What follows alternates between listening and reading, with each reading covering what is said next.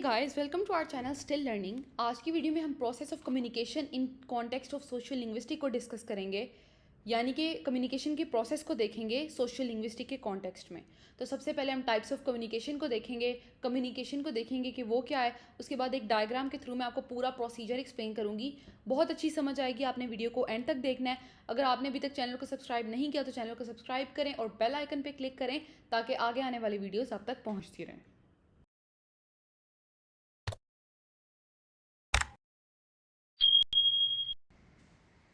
तो वीडियो को शुरू करते हैं। सबसे पहले हम कम्युनिकेशन को देखेंगे। द एक्ट और process of using words, sound, science और बिहेवियर टू एक्सप्रेस और एक्सचेंज इन्फॉर्मेशन और to express your ideas, thoughts, feelings etcetera to someone else.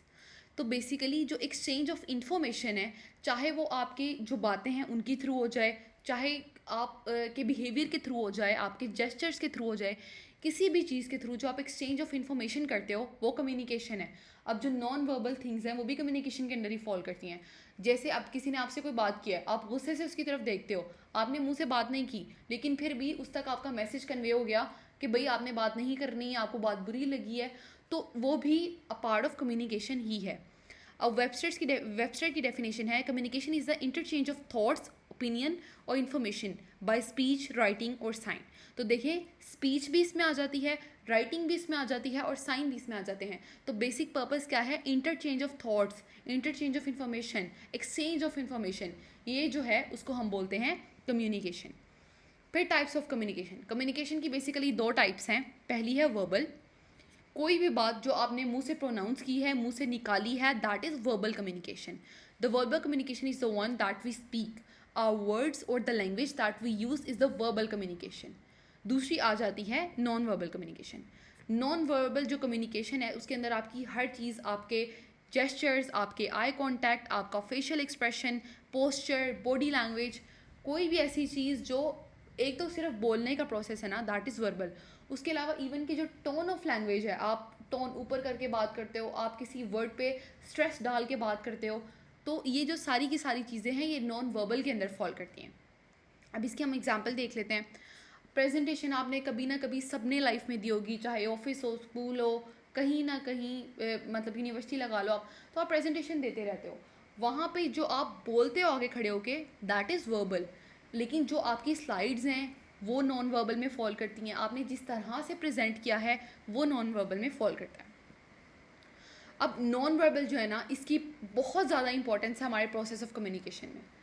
बात हम करते हैं लेकिन उससे ज़्यादा हम जो हमारे नॉन वर्बल जो हैं जेस्चर्स वगैरह हैं उनके थ्रू हम बेहतर तरीके से बताते हैं कि हम क्या चाहते हैं।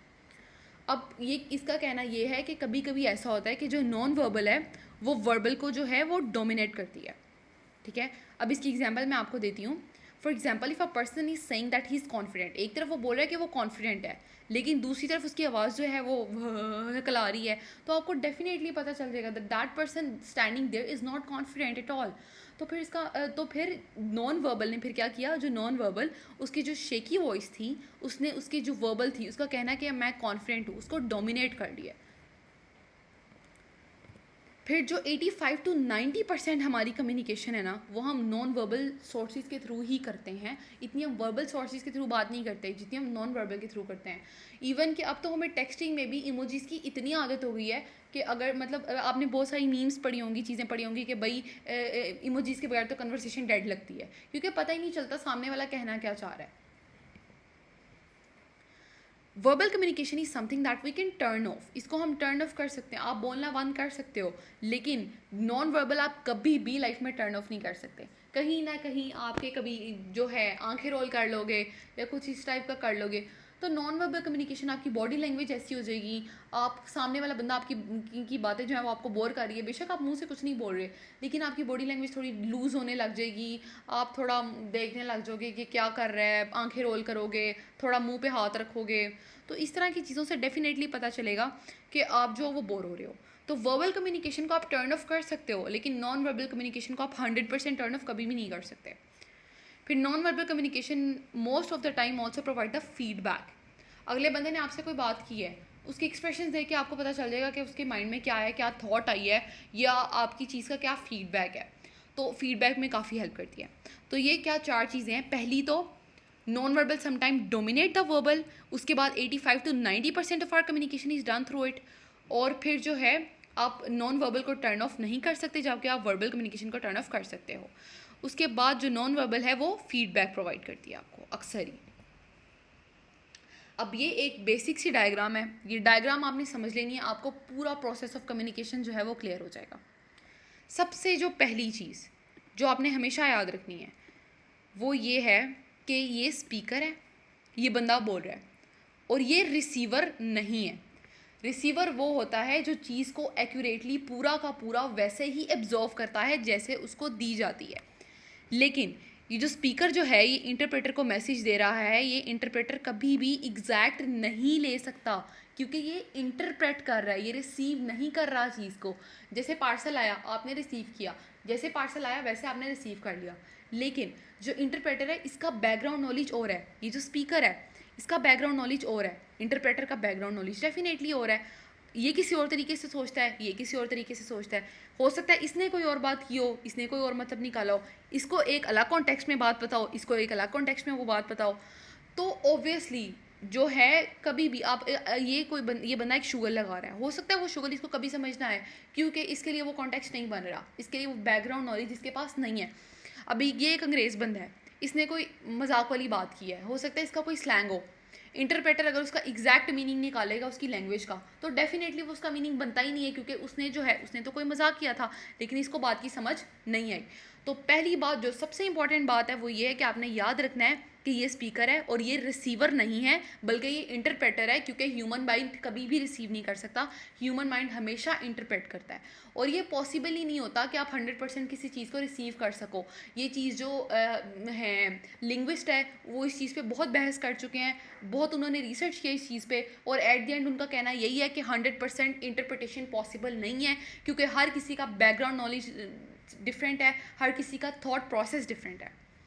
तो अब सबसे पहले इंटेंट टू कम्युनिकेट, इसने कोई मतलब इसने जो है नीयत की कम्युनिकेट करने की, उसने उसके बाद इसने सिलेक्शन की मैसेज की, फिर इसने प्रोडक्शन की टेक्स्ट की, फिर जो मैसेज है वो एज टेक्स्ट गया आगे इंटरप्रेटर के पास, उसने एनालाइज किया, फिर उसने इंटरप्रेट किया, और उसने फिर इंटरप्रिटेशन की इंटेंट की। अब इसके अंदर आपको दो बड़े से बॉक्सेस नज़र आ रहे हैं। पहला तो domain of sign language. Sign language तो मैं आपको ऑलरेडी बता चुकी हूँ कि नॉन वर्बल जो कम्युनिकेशन है वो बहुत बहुत इंपॉर्टेंट पार्ट है इसका। तो आप कहीं ना कहीं समझने की कोशिश करते हो कि उसने कोई ऐसे हिंट्स आपको मिल जाएं।